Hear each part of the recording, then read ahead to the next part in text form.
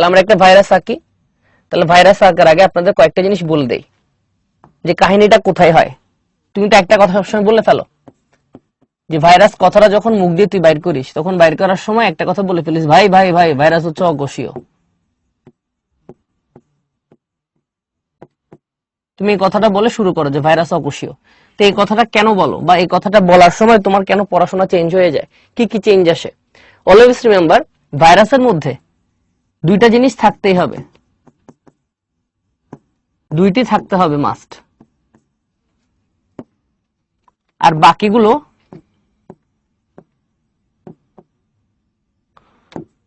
থাকতেও পারে আবার নাও থাকতে পারে।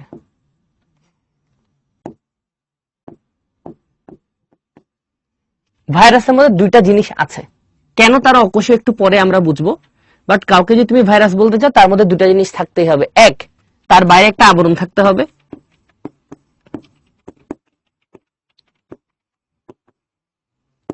যেটা হচ্ছে প্রোটিনের বানানো। এটা থাকতেই হবে, মাথায় রাখবে, এগুলো কখনো ভুল করবে না। এটা থাকতেই হবে, এটা ছাড়া ভাইরাস হবে না, এটা ছাড়া ভাইরাস হবেই না, এটা থাকতেই হবে। আর একটা হচ্ছে ভাইরাস যেটা থাকতে হবে সেটা হচ্ছে নিউক্লিয়ার বস্তু। অনেকে এখানে নিউক্লিয়াস দাগাই দিবা, বাবা এটা নিউক্লিয়াস না, এটা হচ্ছে নিউক্লিয়ার বস্তু। নিউক্লিয়াস বলতে গেলে অনেক কিছু দরকার, নিউক্লিয় প্রোটিন, নিউক্লিয় প্লাজম, নিউক্লিওলাস, ক্রোমোজোম, অনেক কিছু থাকতে হবে। ওর নিউক্লিয়ার বস্তু থাকতে হবে, সেটা হইতে পারে ডিএনএ, সেটা হইতে পারে আরএনএ। এই দুইটা জিনিস তার মধ্যে থাকতেই হবে, যদি থাকে তাকে আমি ভাইরাস বলবো। ওর মধ্যে আর কিছু থাকতে পারবে না, এটাই ওর ন্যাচারাল ফর্ম, এটাও থাকতেই হবে। বাকি এক্সট্রা কি থাকতে পারে, বাকি দেখা যায় যেগুলো থাকবে সেগুলো একটু পরে কথা বলছি, বাট সবার আগে দেখবো থাকতে হবে কি। তাহলে দেখেন এই যে ভাইরাসের স্ট্রাকচার আমরা এঁকেছি, এই ভাইরাসের স্ট্রাকচারের মধ্যে তার যে বাইরের আবরণ আছে সেই বাইরের আবরণকে মাথায় রাখবেন, কখনো এই বাইরের আবরণকে কোষ প্রাচীরও বলা যাবে না, আবার এটাকে কখনো কোষ ঝিল্লিও বলা যাবে না। নেভার, এটাকে কোষ প্রাচীরও বলা যাবে না, এটাকে কোষ ঝিল্লিও বলা যাবে না। এটাকে শুধুমাত্র আপনি বলতে পারেন একটা আবরণ, শুধুমাত্র আবরণ বলবেন। এই আবরণটা তৈরি করা হয় প্রোটিন দিয়ে, এবং এই আবরণটার নাম হচ্ছে capsid. As simple as that, capsid. এবং ক্যাপসিড শব্দটা কেন বারবার করে পড়ানো হয়, মাথায় রাখবেন, ক্যাপসিড আমাদের শরীরে প্রদাহের সূচনা ঘটাতে পারে।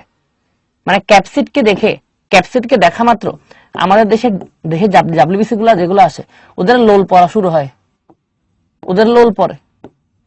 ক্যাপসিডকে দেখা মাত্র আমাদের ডাব্লিউবিসি এর লোল পড়া শুরু হয়, এই খাইতে হবে বন্ধু, চলো চলো, নিউট্রোফিল বন্ধু আসো আসো, এই ম্যাক্রোফেজ দেখা যাচ্ছে ক্যাপসিড আসো আসো, সবার এসে ডাক দেয়। এটাকে দেখা মাত্র ডাব্লিউবিসি এর লোল পড়ে এবং তাদের প্রদাহ শুরু হয়ে যায়। এই জন্য বলা হয় আমাদের ক্যাপসিডের অ্যান্টিজেন ধর্মী গুণ আছে। অ্যান্টিজেন না কিন্তু, তা অ্যান্টিজেন ধর্মী গুণ আছে আমাদের। এবং ক্যাপসিডের যে ছোট ছোট ভাগগুলো আছে, ক্যাপসিডের যে ছোট ছোট ইউনিট, এই একটা ইউনিট ধরো, এই আরেকটি ইউনিট, এই আরেকটি ইউনিট, প্রত্যেকটি ইউনিটকে বলা হয় ক্যাপসুমিয়ার।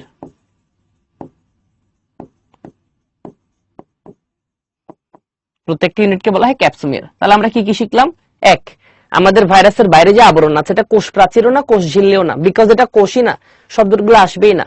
বাইরে যেটা আবার আছে সেটাকে শুধুমাত্র আমরা কি বলবো? আবরণ বলবো, যেটা প্রোটিন নির্মিত এবং নাম হচ্ছে ক্যাপসিড।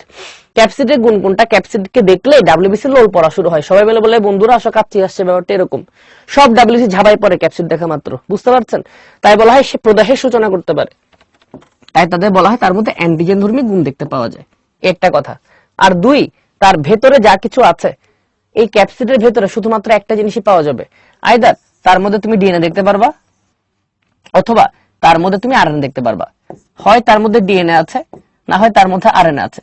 ডিএনএ আর আরএনএ ছাড়া তার মধ্যে আর কিছু দেখতে পাবা না। মাথায় রাখবেন, এই কথাটা পরীক্ষায় ম্যাক্সিমাম স্টুডেন্ট ভুল করে চলে আসে। হয় তার মধ্যে ডিএনএ আছে, না হয় তার মধ্যে আরএনএ আছে। কখনো এই দুইটা জিনিস একসাথে দেখতে পাওয়া সম্ভব না, এটা অসম্ভব, থাকতেই পারবে না, আজ পর্যন্ত পাওয়া যায় নাই। এই দুইটা গুণ যদি থাকে তাকে বলা হয় ভাইরাস। তাহলে দেখো, এই দুইটা গুণ থাকতে গিয়ে ভাইরাসের কয়েকটা জিনিস অনুপস্থিত হয়ে গেছে। তাহলে ভাইরাসকে কেন কোনো কোষ বলা যায় না? তাহলে কোষ বলা না যাওয়ার কিছু কারণ আছে। যদি তোমার কাউকে কোষ বলতে হয়, যদি তুমি কখনো ঘোষণা করতে চাইতা ভাই এটা হচ্ছে একটা কোষ, যদি বলতে চাও, তাহলে অবশ্যই এক, তার মধ্যে অন্তত কোষ ঝিল্লি থাকতে হবে, যেটা লিপোপ্রোটিনের বানানো, অন্তত কোষ ঝিল্লি থাকতে হবে। ভাইরাসের ক্ষেত্রে কোনো কোষ ঝিল্লি নাই, ফার্স্ট কথা, কেন সে কোষ না। 2, তার কাছে অবশ্যই নিউক্লিয়াস জাতীয় বস্তু থাকতে হবে। নিউক্লিয়াস জাতীয় বস্তু, নিউক্লিয়াস জাতীয় বস্তু কি? তার মধ্যে ডিএনএ এবং আরএনএ উভয়ই থাকতে হবে। তার মধ্যে কি থাকতে হবে? ডিএনএ প্লাস আরএনএ বোথ থাকতে হবে। ভাইরাসের কাছে শুধু ডিএনএ আছে বা শুধু আরএনএ আছে, ওর মধ্যে কিন্তু কখনোই ডিএনএ এবং আরএনএ উভয় পাওয়া যায় না, এটা আরেকটা সমস্যা। আর ওর মধ্যে অন্তত রাইবোজোম থাকতে হবে। অন্তত তার মধ্যে কি দেখতে পাওয়া যাবে? অন্তত তার মধ্যে রাইবোজোম দেখতে পাওয়া যাবে। তো দেখা যায় আমাদের ভাইরাসের মধ্যে শুধু প্রোটিনের আবরণ আছে, আর ভেতরের মধ্যে ডিএনএ বা আরএনএ আছে, নিউক্লিয়ার বস্তু নাই। আর কোষ হতে হলে তার মধ্যে কোষঝিল্লি থাকতে হবে 1, নিউক্লিয়ার জাতীয় বস্তু থাকতে হবে 2, আর রাইবোজোম থাকতে হবে। এই 3টা জিনিস ভাইরাসে না থাকার কারণে ভাইরাসকে আমরা ঘোষণা করেছি কি? অকোষীয়। তাহলে সবাই আমাকে এতটুকু বলেন তো, অকোষীয় কথাটার অর্থ আর কোন 2টা জিনিস মাস্ট থাকতে হবে? এই 2টা কথা সবার কাছে যদি ক্লিয়ার হয়, একটা সি লিখে আমাকে জানাবেন। কি বুঝছি নাকি? এই যে এই জায়গায় কোনো ধরনের ডাউট আছে নাকি সবার? বুঝছি সবাই? আচ্ছা, আসেন তাহলে এখন আসেন আমরা একটু এক্সেপশনাল পড়াশোনা করি, যে এক্সেপশনাল পড়াশোনাগুলো পরীক্ষায় আসে। তাহলে আমরা 2টা ভাইরাস আঁকি। আসেন, ধরেন এটা একটা ভাইরাস, এটা একটা ভাইরাস।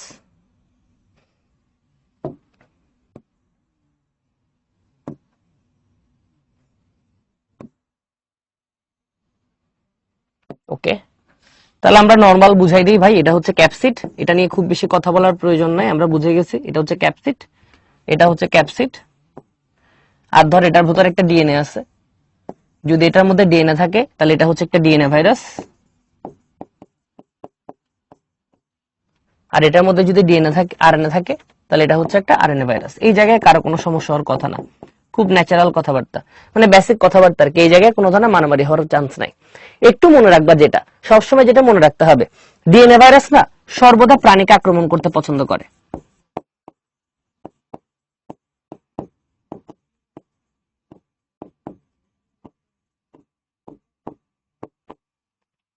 সর্বদা। এর মানে সে উদ্ভিদকে আক্রমণ করে না তা না, মাথায় রাখবেন। ডিএনএ ভাইরাসের নেচার কি? মানে আমার কাচ্চি খাইতে ভালো লাগে, এর মানে আমি যে সাদা ভাত খাই না তা না, আমার কাচ্চি খাইতে ভালো লাগে। তাই ডিএনএ ভাইরাস গুলো ন্যাচারালি কাকে আক্রমণ করতে পছন্দ করে? প্রাণীকে আক্রমণ করতে পছন্দ করে। আর আরএনএ ভাইরাস গুলো সাধারণতা বা সর্বদা নরমালি কাকে আক্রমণ করতে পছন্দ করে? সে উদ্ভিদকে অ্যাটাক করে।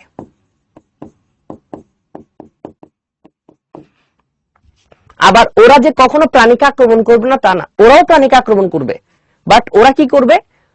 নরমালি উদ্ভিদকে আক্রমণ করতে পছন্দ করে। বাট তোমরা নরমালি একটু সেন্স খাটায় দেখো, যদি কখনো এরকম হয় প্রাণী আর উদ্ভিদকে আক্রমণ করা, তোমার মনে হয় কাকে আক্রমণ করা সোজা? মানুষের বডিতে ডাব্লিউবিসি আছে, প্রাণীর বডিতে ডাব্লিউবিসি আছে, যাকে ট্যাকল করার জন্য একটা সৈন্য আছে। বাট উদ্ভিদের বডিতে কোনো প্রকার ট্যাকলিং আছে? উদ্ভিদের কোনো প্রথম দ্বিতীয় তৃতীয় প্রতিরক্ষা আছে? তোমার মনে হয় কাকে আক্রমণ করা তুলনামূলক সোজা, প্রাণী নাকি উদ্ভিদকে? আমাকে একটু বলেন তো, কাকে আক্রমণ করা তুলনামূলক সোজা, কাকে অনেক ইজিলি আক্রমণ করা সম্ভব? Very good. আমরা সবসময় চাইলে উদ্ভিদকে আক্রমণ করতে পারি। তো যেহেতু আরএনএ ভাইরাস নরমালি উদ্ভিদকে অ্যাটাক করে, অলওয়েজ উদ্ভিদকে অ্যাটাক করে, তাই তার বডিতে কোনো প্রকার শেপ চেঞ্জের দরকার পড়ে না। যেমন আমি যদি চাই কোন একটা এনিমেলকে আক্রমণ করব, কি করা লাগবে জানিস? যাওয়ার আগে বুলেট প্রুফ জ্যাকেট পরতে হবে, গুলি নিতে হবে, দা নিতে হবে, ছুরি নিতে হবে, সব জায়গায় কাপড় টাপড় বেঁধে যাওয়া লাগবে। কিন্তু আরএনএ ভাইরাসের নরমালি যারা উদ্ভিদকে আক্রমণ করে, ওদের কিন্তু বডিতে কোনো চেঞ্জ আসবে না। তাই মাথায় রাখবেন, ওদের কখনোই আকৃতি পরিবর্তিত হয় না। ওদের কখনোই কি হয় না? আকৃতি পরিবর্তন হয় না। ওরা আইদার রড হয় বা গোল শেপের হয়। ওদের বডিতে কোনো প্রকার আকৃতি পরিবর্তন হয় না, সর্বদা একই শেপে তারা দুনিয়াতে থাকে। এর মানে তুমি যদি কোন একটা আরএনএ ভাইরাস দেখো, দেখবা আরএনএ ভাইরাস আজকে থেকে 100 বছর আগে যেমন ছিল এখনো তেমনই আছে। ওদের বারবার শেপ চেঞ্জ করার দরকার পড়ে না। আর যেহেতু ওরা সবসময় উদ্ভিদকে আক্রমণ করে, ওদের কোনো এক্সট্রা বুলেট প্রুফ জ্যাকেট পরার দরকার পড়ে না। তাই দেখা যায় আরএনএ ভাইরাসের ক্যাপসিডের বাইরে আর কোনো বুলেট প্রুফ জ্যাকেটের দরকার নাই। তাহলে মাথা রাখবা, ওদের বাইরে আর কোনো আবরণের প্রয়োজন নাই, আর কোনো এক্সট্রা আবরণ লাগে না। বাট ডিএনএ ভাইরাসের কি সমস্যা হয়েছে? ডিএনএ ভাইরাস সবসময় প্রাণীকে অ্যাটাক করে। তো যারা সবসময় প্রাণীকে অ্যাটাক করবে, ওদের সবসময় শেপ চেঞ্জ করে করে অ্যাটাক করা লাগে, কারণ ধরা খাওয়ার চান্স ডাব্লিউবিসির কাছে। তাই দেখা যায় কখন ওরা গোল, কখনো লম্বা, কখনো দেখতে তারার মতো। মানে বাংলা কথায় ওরা বারবার শেপ চেঞ্জ করার চেষ্টা করবে, অলওয়েজ শেপ চেঞ্জ করার চেষ্টা করবে।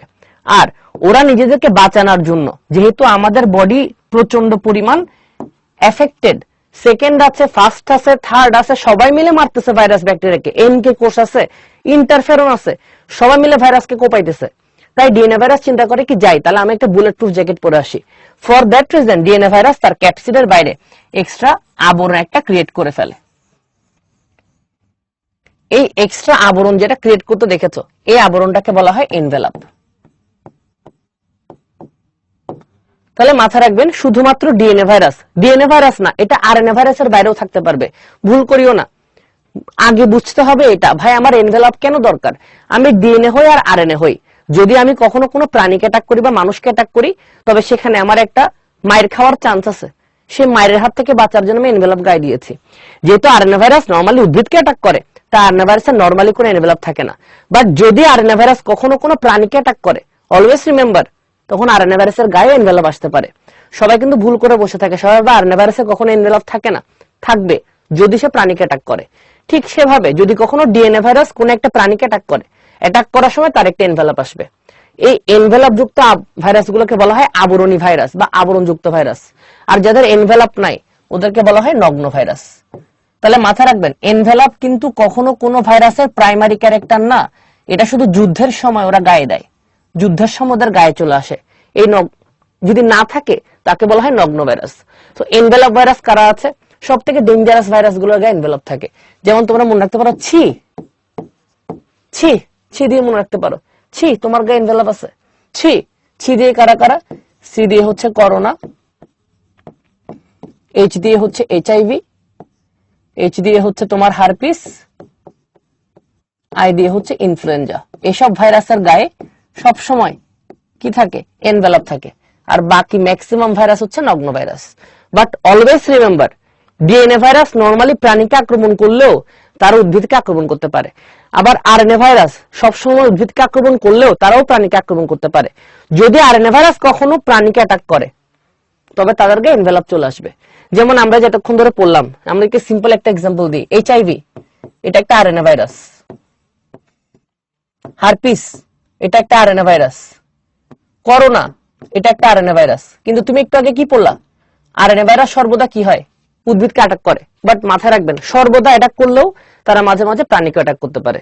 তাহলে মাথায় রাখবেন, এনভেলাপ এটা একটা বুলেট প্রুফ জ্যাকেট, যেটা একটা ভাইরাস অ্যাটাকের সময় পরে। That's it. এটা ডিএনএ ভাইরাসও থাকতে পারে, আরএনএ ভাইরাসও থাকতে পারে। বাট কারা শেপ চেঞ্জ করে, এটাকে আমরা বুঝতে পেরেছি নাকি? তাহলে ডিএনএ ভাইরাস আর আরএনএ ভাইরাসের বেসিক ডিফারেন্স কি আমাদের কাছে ক্লিয়ার? আমরা কি এতটুকু গল্প বুঝতে পেরেছি?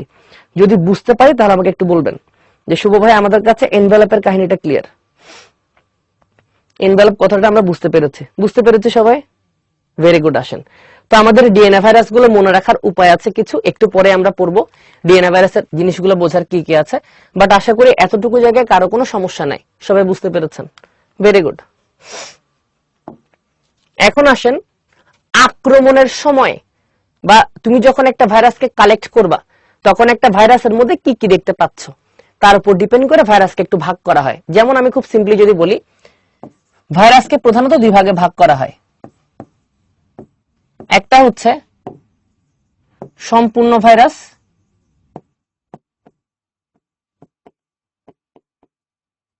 আরেকটা হচ্ছে অসম্পূর্ণ ভাইরাস। হোয়াট ইজ সম্পূর্ণ ভাইরাস? সম্পূর্ণ ভাইরাস কথাটার মানে কি? তোমরা অলরেডি একটা কথা পড়ে ফেলেছো, একটা কথা তোমাদের পড়া হয়ে গেছে। সেটা কি? একটা ভাইরাসকে ভাইরাস বলার জন্য অবশ্যই তার মধ্যে ক্যাপসিড থাকতে হবে, আর তার মধ্যে ডিএনএ বা আরএনএ থাকতে হবে। এটা তো মাস্ট। এই জিনিসটাতে কারো কোনো ভুল হওয়ার চান্স নাই। মাথায় রাখবেন, এই যে এনভেলাপ কথাটা পড়েছে, এটা কিন্তু মাস্ট থাকতে হবে না। যুদ্ধের সময় সে পড়বে, অলওয়েজ থাকবে না। বাট বাকিগুলো তার নর্মালি থাকার কথা, এবং যদি থাকে তাকে বলা হয় সম্পূর্ণ ভাইরাস। আর অসম্পূর্ণ ভাইরাস কথাটার মানে হচ্ছে, যদি কোন একটা ভাইরাসকে তুমি যখন দেখছো, দেখার সময় শুধুমাত্র পায়লা ধরো তার ডিএনএ বা আরএনএ, শুধু তার ডিএনএ বা আরএনএ খুঁজে পাইছো, তুমি তার কোন ধরনের ক্যাপসিড খুঁজে পাও নাই। এরকম একটা সিন ছিল যে সে ভাইরাসে শুধুমাত্র তুমি ডিএনএ আরএনএ খুঁজে পাইছো, আর কিছু খুঁজে পাচ্ছ না বডির মধ্যে। অথবা তুমি সেই ভাইরাসে শুধুমাত্র ক্যাপসিড খুঁজে পাইছো, আর কিছু খুঁজে পাচ্ছ না বডির মধ্যে। তুমি শুধু তার ক্যাপসিড খুঁজে পেয়েছো, আর কিছু খুঁজে পাচ্ছ না, বা তার ডিএনএ খুঁজে পাচ্ছ। তাহলে যদি কোন একটা ভাইরাসকে কালেক্ট করার সময় বডি থেকে তুমি শুধু ডিএনএ বা আরএনএ পাইছো, বা শুধু ক্যাপসিড পাইছো, তাহলে সে ভাইরাসকে কখনো সম্পূর্ণ বলা যায় না, সেটাকে অসম্পূর্ণ ভাইরাস বলতে হয়। তাহলে আমরা এখন পড়বো সম্পূর্ণ ভাইরাসগুলো কিভাবে থাকতে পারে। তাহলে ধর এটা একটা সম্পূর্ণ ভাইরাস, এটা একটা পোষক দেহ, ঠিক আছে। তাহলে ধর এটা একটা সম্পূর্ণ ভাইরাস, এটা একটা পোষক দেহ। তাহলে সম্পূর্ণ ভাইরাস কথাটার মানে কি বাবা? এর কাছে একটা ক্যাপসিড আছে, এর কাছে ভেতরে ডিএনএ বা আরএনএ আছে, what ever it is, DNA থাকুক বা আরএনএ থাকুক। তাহলে একটা সম্পূর্ণ ভাইরাস এবং একটা পোষককে সে আক্রান্ত করতে পারে, মানে অ্যাটাক দিতে পারে। যদি কোন একটা ভাইরাস যদি কোন একটা পোষককে 100% অ্যাটাক দিতে পারে সম্পূর্ণ থাকা অবস্থায়, তবে সেই ভাইরাসটার নাম হচ্ছে ভিরিয়ন। তাহলে ভিরিয়ন হচ্ছে আক্রমণ ক্ষমতা যুক্ত একটা সম্পূর্ণ ভাইরাস। বাট যদি কখনো এরকম হয় তোমার কাছে একটা ভাইরাস আছে, সে ভাইরাসের মধ্যে সবকিছু আছে, ওর একটা বাইরে ক্যাপসিড আছে এবং ওর মধ্যে ডিএনএ আরএনএ আছে, বাট ভদ্রলোক কখনোই পোষককে আক্রমণ করতে পারছে না, কোন একটা কারণে তার কাছে কিছু একটা নাই আর কি, কোন একটা কম আছে, সে ধ্বজ, সে পারতেছে না যুদ্ধ করতে, দুর্বল, সেটা করতে পারতেছে না, এটা করতে পারছে না, সে কোনোভাবে আক্রমণ করতে পারছে না, আক্রমণ কোনোভাবে করতে পারছে না সে। তাহলে এটাকে আমরা আক্রমণ ক্ষমতাবিহীন সম্পূর্ণ ভাইরাস বলবো, বা এটা সংক্ষিপ্ত নাম হবে নিউক্লিয় ক্যাপসিড। পরীক্ষায় ম্যাক্সিমাম স্টুডেন্ট নিউক্লিয় ক্যাপসিড আর ভিরিয়ন কথাটা কিন্তু ভুল করে চলে আসে। তাহলে মাথায় রাখবেন নিউক্লিয় ক্যাপসিডও সম্পূর্ণ, ভিরিয়নও কিন্তু সম্পূর্ণ, বাট দুটার মধ্যে বেসিক ডিফারেন্স হচ্ছে ভিরিয়ন অ্যাটাক করতে পারে বাট নিউক্লিয় ক্যাপসিড অ্যাটাক করতে পারে না। পরীক্ষায় প্রায় সময় আসে নিচের কোনটা সম্পূর্ণ ভাইরাস, নিচের কোনটা আক্রমণ ক্ষমতাপূর্ণ ভাইরাস, ভুল করবা না। এদের মধ্যে বেসিক পার্থক্যের আক্রমণ করতে পারছে একজন, পারছে না, দুজনে কিন্তু সম্পূর্ণ, এটা সবার আগে বুঝতে হবে, ঠিক আছে। এখন অসম্পূর্ণ ভাইরাস যেগুলো আছে সেগুলো কেমন হয়? তাহলে ধরো এটা হচ্ছে একটা পোষক, এটা একটা পোষক,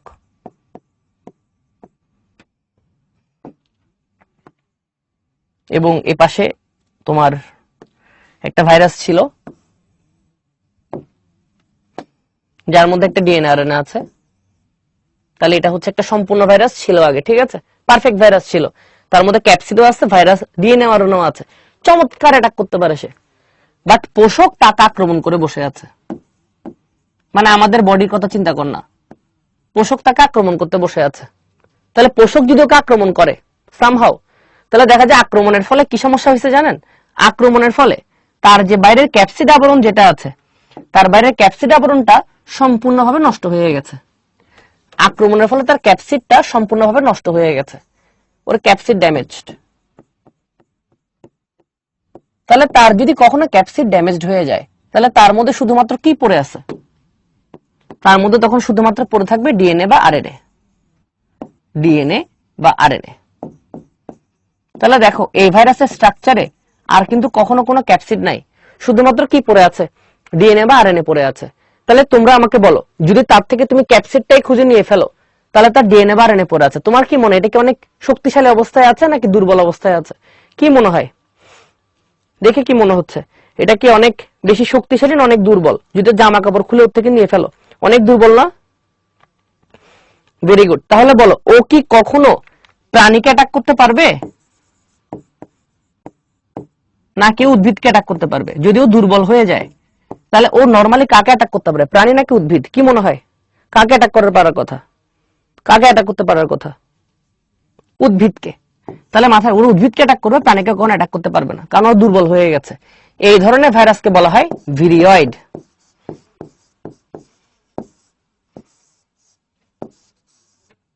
তাহলে মাথায় রাখবো হোয়াট আর দ্য ভিরিয়য়েড। ভিরিয়য়েড হচ্ছে একটা অসম্পূর্ণ ভাইরাস, যে অসম্পূর্ণ ভাইরাস অনেক ছোট হয়, অনেক দুর্বল হয় এবং তারা আক্রমণ করতে পারে শুধুমাত্র উদ্ভিদকে।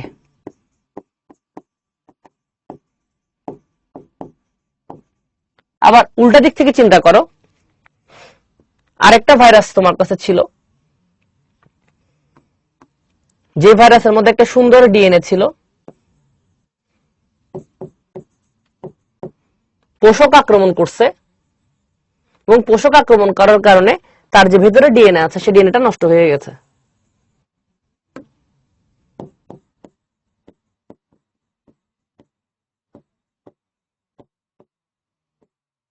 DNA damaged. তাহলে বলো, যার ডিএনএ ড্যামেজ হয়ে গেছে তার কি আর কোনো চান্স আছে আক্রমণ করার? ন্যাচারালি চিন্তা করে দেখো। আমরা কি বুঝতে পারছি যে ওর যদি ডিএনএও ড্যামেজ হয়ে যায়, ভিরিয়ডটা বুঝেন নাই নওরিন, ভিরিয়ড বুঝেন নাই, ওর মধ্যে শুধু ডিএনএ আরএনএ আছে, এটা দিয়ে অ্যাটাক করছে, তাই এটার নাম ভিরিয়ড হয়ে গেছে। তাহলে মাথায় রাখবেন, ও তো অ্যাটাক করার কথাই না, ওর তো এরকম করে পড়ে থাকার কথা, কিন্তু ওদের ক্যাপসিড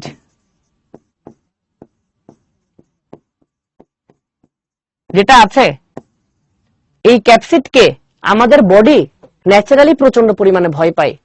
মানে ব্যাপারটা কিরকম, ধর তুই একটা ভূতের বাড়িতে বেড়াতে গেছিস, সে ভূতের বাড়িতে বেড়াতে যাওয়ার পর তুই জানিস যে ওই মঞ্জুলিকা, বুলবুলাইয়া 3 মঞ্জুলিকা, সে যে শাড়িটা পরতো, ওই শাড়িটা একটা রুমের মধ্যে আছে, শাড়িটা আছে মানে ক্যাপসিডটা পরে আছে, মঞ্জুলিকা কিন্তু মারা গেছে। তোরে যদি আমি এখন বলি শাড়িটা একবার দেখ কেমন, তোর কেমন লাগবে? তোর কি শাড়িটা ধরতে ভালো লাগবে? যদিও শাড়িটার কোনো পাওয়ার নাই, বাট তোর ফিলিংস কেমন হবে? ভয়াবহ না ভাই? মঞ্জুলিকার শাড়ি, বুলবুলাইয়া 3 এর শাড়ি, আল্লাহ খুদা, এটা পরলে কি না কি হয়ে যায়।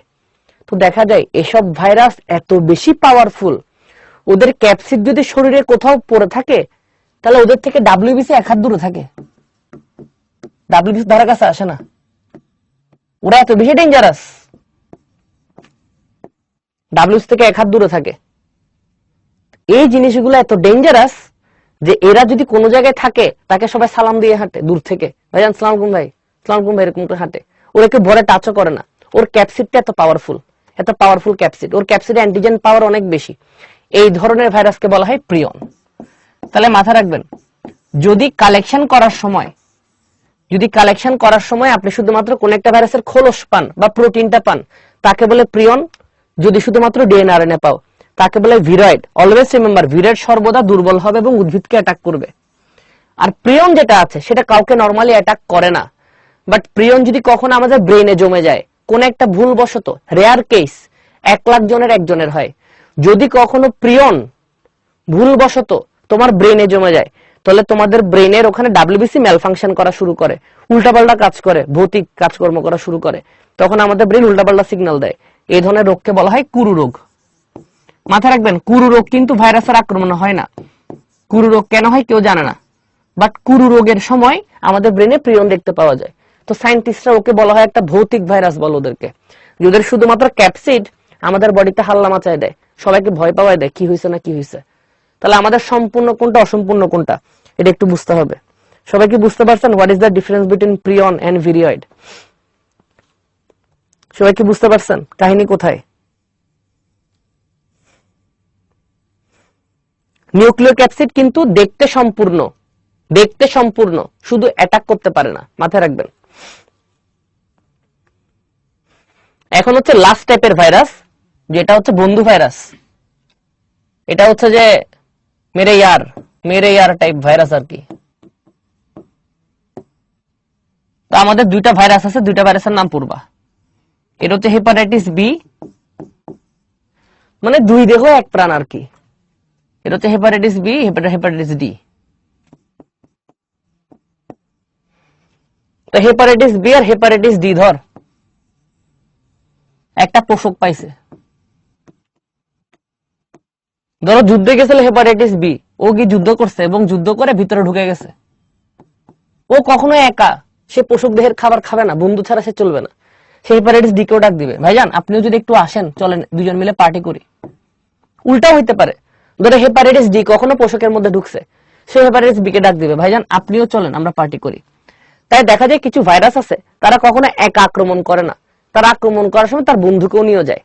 যদি কোনো ভাইরাস একা আক্রমণ না করে সবসময় বন্ধুরা মিলে আক্রমণ করতে যায়, অন্যান্য বন্ধুরা, তাহলে সে ধরনের ভাইরাসকে বলা হয় স্যাটেলাইট ভাইরাস। কি বলা হয়? Satellite virus. ওরা কখনো এক আক্রমণ করে না। এই কথাটার মানে যদি কোনো মানুষের হেপাটাইটিস বি পজিটিভ হয়, মানে তুমি বুঝে গেছো ওর হেপাটাইটিস বি আছে, তাহলে ধরে নিতে হবে তার অবশ্যই হেপাটাইটিস ডি আছে। আবার উল্টা, যদি তুমি কখনো মনে করো কোন একটা মানুষের হেপাটাইটিস বি আছে, তাহলে অটোমেটিক ধরে নিতে হবে তার হেপাটাইটিস বি আছে। তারা কখনো একজন একজনকে ছাড়া আক্রমণ করে না। For that reason they are known as বন্ধু ভাইরাস বা স্যাটেলাইট ভাইরাস। সবাই কি বুঝছেন যে তাদেরকে কেন মেরে ইয়ার টাইপ ভাইরাস বলা হয়? আমরা এরকম করে পড়তাম, বন্ধু বন্ধু ব ধ বন্ধু, ব হেপাটাইটিস ব, হেপাটাইটিস ধ বাই ডি, বন্ধু চলো এটাকে যাব, বন্ধুরা এটাকে যাচ্ছে, ব ধ এটাকে যাবে, ঠিক আছে, ব আর ধ একসাথে এটাকে যাবে, হয়ে গেছে। না, এগুলো কিভাবে সম্পূর্ণ?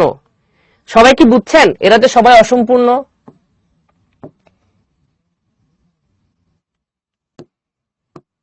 এরা কি বুঝছেন এরা যে অসম্পূর্ণ? সবার কি এটা ক্লিয়ার? এগুলো কি ক্লিয়ার হইছে? এগুলো যে অসম্পূর্ণ বলেন তো, বুঝছেন এগুলো কেন অসম্পূর্ণ? আচ্ছা, ভেরি গুড। আসেন এখন আমরা শিখবো ভাইরাসের ক্যারেক্টার। তাহলে ধর এটা একটা পোষক, সুন্দর একটা পোষক আমরা আঁকলাম, সুন্দর করে একটা পোষক বুঝি। তাহলে পোষক কথাটার মানে কি বাবা? পোষক কথাটার মানে একটা ভালো কোষ। ভালো কোষ মানে কি ভাই? ভালো কোষ মানে ভাই এর কাছে খাবার থাকবে, এর কাছে রাইবোজোম আছে। রাইবোজোম কি কাম করে? রাইবোজোম যে কোনো একটা বিক্রিয়ার জন্য প্রোটিন বানাই দেয়। কোন প্রোটিন বানাই দেয় বিক্রিয়া করার জন্য? এনজাইম, যেটাকে তুই বলিস প্রভাবক, যেটা ছাড়া বিক্রিয়া হবে না।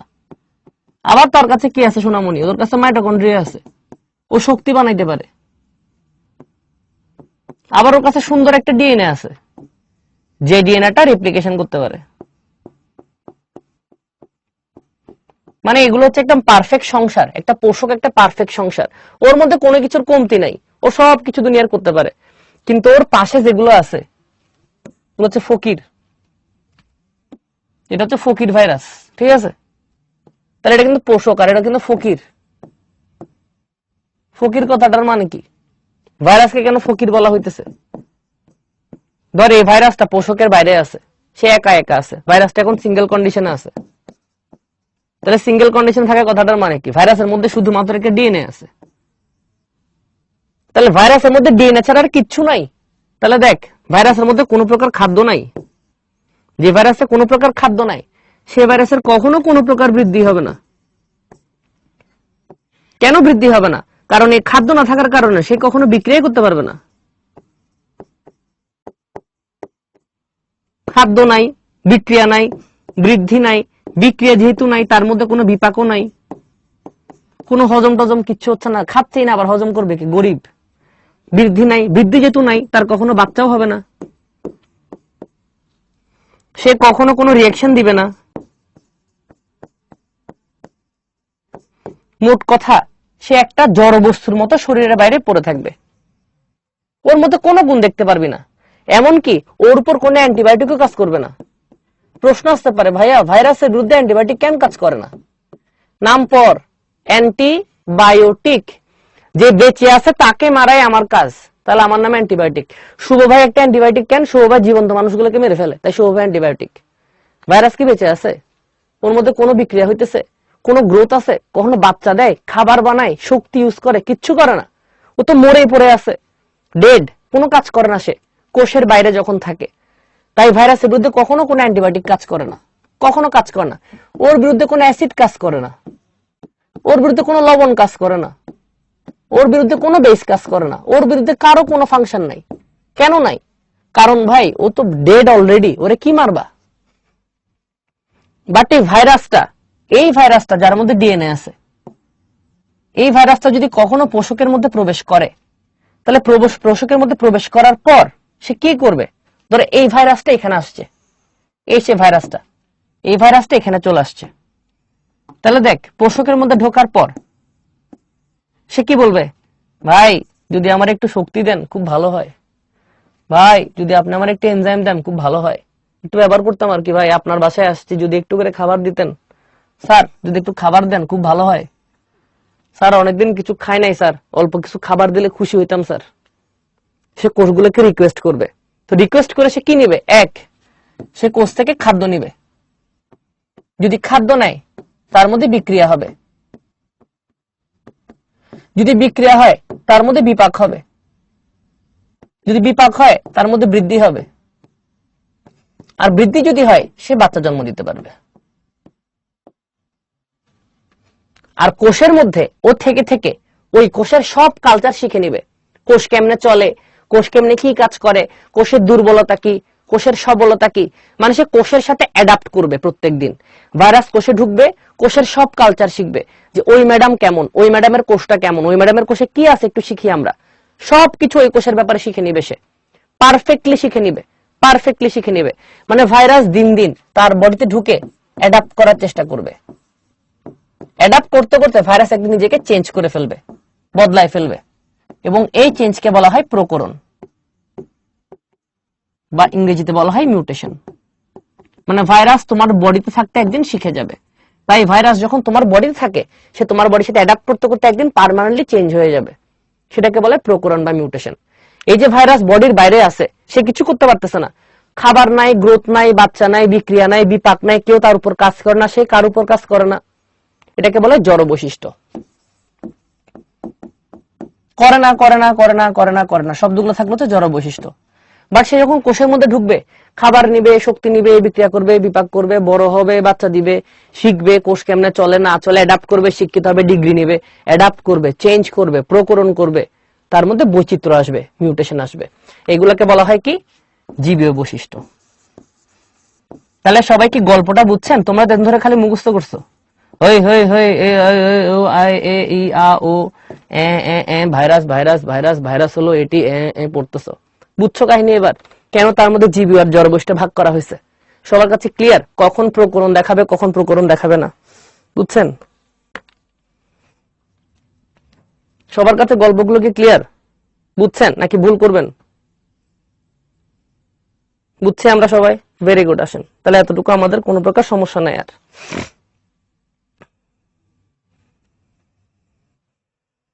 এরপর আমাদের ছোট্ট একটু পড়াশোনা বাকি, সেটা হচ্ছে হোয়াট ইজ সিলেক্টিভ প্যারাসাইটিজম।